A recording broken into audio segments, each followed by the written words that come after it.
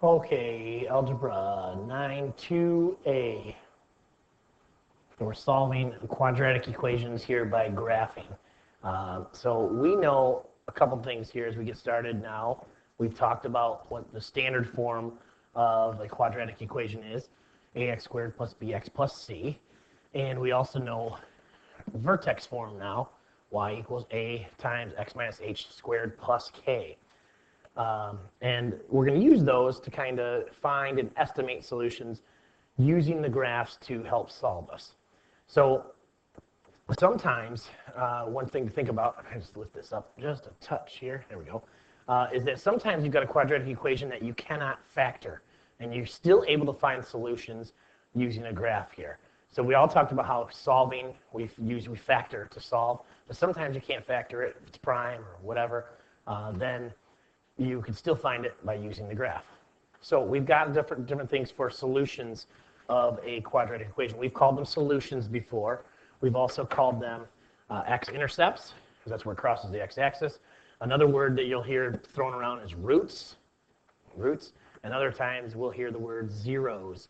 Zeros because, remember, we set it equal to 0, and the x-intercept is 0, so that's why we call it those. So those are all names that are interchangeable for the solutions of a quadratic equation. All right, moving on. There's 4 different situations that can occur here in this situation. So let's go ahead and, like, if I drew a graph here, okay, there's my x and y axis, and let's use, say, okay, I'll have my graph here. Okay, let's use that as my parabola. Okay, so there's 4 different solutions or situations that can occur with these solutions. So one of them, we could talk about having 2 irrational roots. Okay, so if we remember the word rational, okay, remember that from way back in the day, early in the year, rational and irrational stuff. Okay, so this one we're going to have, what makes it a rational root is that it's going to touch at the grid marks. It's going to touch the x-axis at the grid marks. Or, in essence, we're going to have an exact solution. So an example there would be, like if I drew grid marks on here, 1, 2, 3, 1, 2, 3, or 3, 4, whatever, okay? So in this case, you can see that my graph, the purple graph here, crosses right at +3 and also at -4. So it's right on the grid marks. We get an exact solution. We have 2 roots there because it crosses twice. I'm going to skip down to number 4 for the next one. The next one gives us 2 irrational roots. Well, what does irrational roots mean?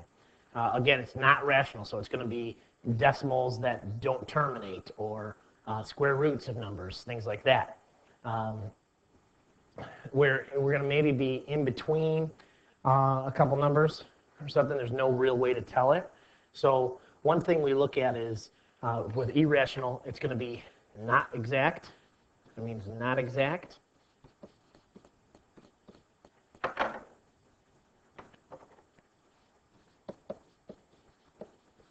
And they don't touch. Don't touch the grid marks. And the graph, so it's not an exact value. So if I took my graph here and just kind of moved it, say, like this, or even if I just move it up, see how it doesn't cross here. This one would cross in between -1 and -2, and in between 2 and 3. We don't know exactly what number it is. It could be, 2.5 here, but it could be 2.4963478. We don't know. Same thing over on this point here. This one could be -1.5, but it could be -1.2564961. So if it doesn't, we don't really know, so we're going to call it 2 irrational roots. They're not exact. They don't touch the grid marks. And there's still 2 of them. There's still 2 of them because it crosses still twice, right here and right here. So there's still 2 roots. We just can't get an exact solution for that. The other ones we have, or is number 2 here, is a double root, where there's only 1 root. And in that case, it would be where it touches the x-axis just once. So maybe if it was like right here, where the vertex is right on the point 1. Okay, that just touches one point there, or maybe it's over here, where it just touches one spot on the x-axis where the vertex is. That only has one root. And then the other one would be no real roots. No real roots. And let's just, if I flip this over, I wonder if I can do that. Let's see. Up and down. There we go. Perfect. Good. So I give an example like this. If we have an example where we have our parabola now facing downward, but it doesn't touch the x-axis at all. You see, here's the x-axis. It doesn't touch it at all. That would have no real roots. Does it have solutions? Sure, it could still have solutions, but we don't know them. They're not real. Remember I talked about a long time ago, there's a whole other set of numbers called imaginary numbers. And that's where we'd be dealing with here. But there's no real roots here because it doesn't touch the x-axis. Okay? So remember, again, when we talk about this, our solutions over here, solutions or x-intercepts, that's what they're talking about. So, or roots or zeros, whatever we call them, they don't touch. Okay, so a couple of things to keep straight over here as well is that when we look at these first two, if it's two rational roots or a double root, these ones will factor. You're able to factor those to get solutions. You'll get two exact solutions, like x plus 2, x plus 3, and you'll get your solutions when you set those equal to 0. Or a double root, you could factor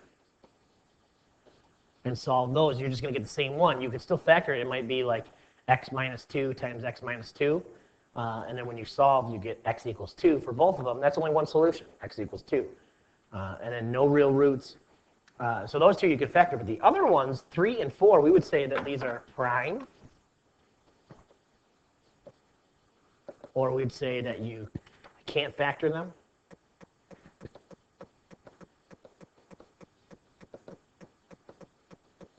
Prime or can't be factored for 3 and 4. So in that case, what we'd have to do is we would have to graph them, or we would have to make a table. Because we don't have enough solutions we don't have any solutions to put on a graph, so we would have to make a table in those cases, in situations 3 or 4. Okay? So I'm not going to spend a whole lot of time on all these examples because I know you know how to graph them now. I know you know how to factor and things like that, so we won't do a whole lot. We'll just kind of give you some tips and have you graph them on your own here. So this first one, two rational roots. So we know in this case that the parabola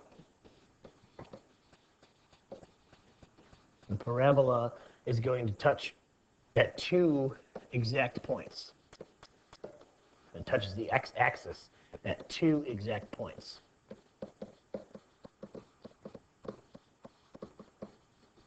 Okay, so it's going to touch the x-axis at two exact points, and so we can solve it. We can get all this information, axis symmetry, vertex, y-intercept, solutions, things like that by factor solutions. Remember, we can factor to get our solutions here because this one will work out when we get 2 points. Okay, so you can just try that on your own. We're going to go into number 2, which is a double root. Okay, so in this one, the double root, the parabola touches just in one spot. When we talk about touching, we're talking about touching the x-axis.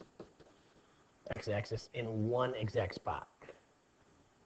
So it only has one root, or 1, 0. Touches at one exact point. Okay? And again, in this one, just take a look. I mean, you've got all this stuff you could find, but the big thing here is take a look at this problem here. We've got an incident with this problem here. We can't have it with a -9 on that side. We'd have to add 9 to both sides, right? So then because you can't, it's got to be equal to 0. So then we'd have to take it and say x squared minus 6x plus 9 equals 0. And then we could factor that and get our solutions and get all our information that we would need. A third case here is the no real roots. Remember, it's not going to touch the x-axis. So in this case, the parabola doesn't touch the x-axis at all. Okay, and so this is one of those that, when we can find all these things, and maybe if it's in vertex form, it would help out if we had it in vertex form, but it's not in vertex form. We can still find all this stuff out, but you're not going to be able to find solutions because you can't factor it. So one thing we'd have to do is we'd have to go ahead and go make an XY table. We want to put our vertex in the middle, remember, and use a couple points above and a couple points below and get our points there. And it would be hard to find the vertex. You'd have to use negative b over 2a and plug it in unless it was in vertex form, which you could try to shift it into vertex form because we know how to do that as well. But this is, again, a case where your graph would be something like up here, where it does not cross the x-axis, has no real solutions. And the last one here, number 4, we're going to spend some time on this one, the irrational roots. And remember, we have 2 irrational roots. Let's put a 2 in there, 2 irrational roots. And so this one is where we've got the parabola is going to touch the x-axis.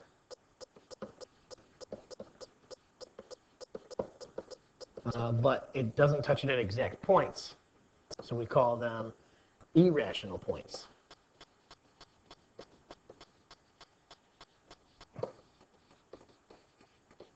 Okay, so in this case, that's where that's going to touch.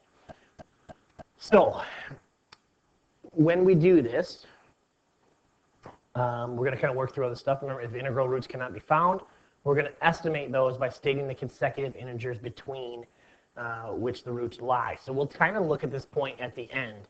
It's basically going to state it touches the x-axis, but we don't know what, so we just say it's between these 2 points. It's between 0 and 1, or it's between 2 and 3, or it's between -4 and -5, stuff like that. Okay, so let's go through these ones. Axis of symmetry, and again, if we don't know how to do this yet, then we're in some trouble. X equals negative b over 2a, because we should know how to do that. We did it a whole bunch of times. So in this case, negative b would be a positive 4, right? Because it's a negative b, so positive 4 over 2 times 1 would give us negative 4 over 2, which is 2. So x equals 2. That would be our x coordinate, so that's also be our axis of symmetry. It's going to also be the x coordinate of our vertex. Again, if it's in vertex form, it's a lot easier for you. Then we have to plug this 2 back in to our problem here.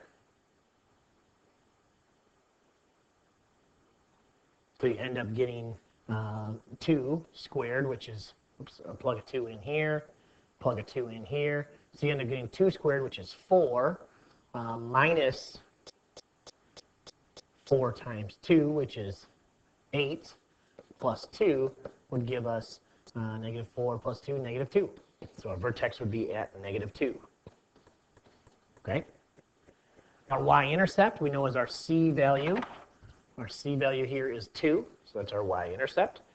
And then for our solutions, there's not much we can do. We're going to have to make a table. So we're going to take our xy table. And again, we're going to put our vertex in the middle. Now I know my vertex is 2 and negative 2. I'm going to try 2 points above that and 2 points below it. 2 points smaller, 2 points bigger. So 2, negative 2 is my vertex. Well, when I plug in 0, I already know that's my y-intercept, and I'm going to get a 2 there. And when I plug in a 1, that's pretty simple. I'm going to get 1 squared is 1 minus 4 plus 2 is going to give me a negative 1. Right? 1 squared is 1, and then minus 4 times 1 is 4, so 1 minus 4 is minus 3. Add 2, and I get a plus 1. Okay? You don't believe me there? Just do that real quick. 1 squared is 1 minus 4 plus 2 equals a minus 1. Okay? If I plug in a 3, there, 3 squared is 9. 4 times 3 is 12 plus 2. So we're going to have 9 minus 12 is minus 3 plus 2 is a minus 1. You can see that symmetry starting to look right there. And then 4, we plug in 4, you're going to get 4 squared is equal to 16. And then 4 times 4 is 16. So 16 minus 16 plus 2 is going to be 2 down here. Okay? So now we know exactly what we can do. We can go ahead and graph now. We know my vertex is at 2, negative 2, so I plug that in there. And now I can plot my other points. 0, 2 is my y-intercept here. And then I've got a 1, -1. Using symmetry, I can make sure I got a 3, -1. And if I didn't already, I can put my axis of symmetry right down at x equals 2 is my axis of symmetry. So I can use that symmetry point for this one over here. And I got enough points to graph.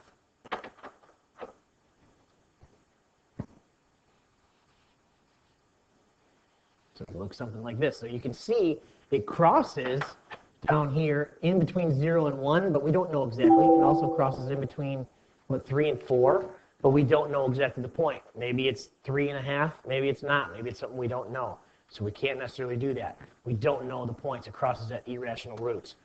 So again, we had our y-intercept here, and we were able to use symmetry to get this point over here, or our table. And then we've got our vertex down here. And our solutions, again, roots, zeros, x-intercepts, whatever you want to call them, they're right here and right here, but they don't cross right at an exact number. So our solutions, what we would say, is between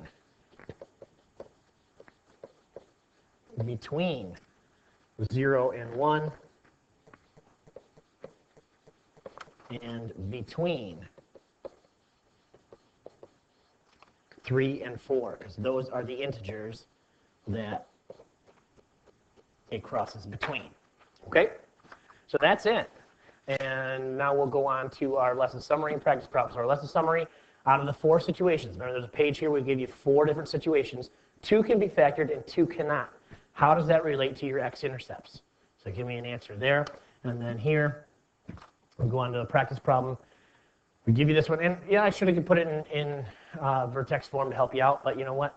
You can put that in vertex form if you want, or you can use -b/2a and find your axis of symmetry, vertex, y-intercept, and your solutions. Okay, so that's it for this one. 9-2a, be ready to go tomorrow.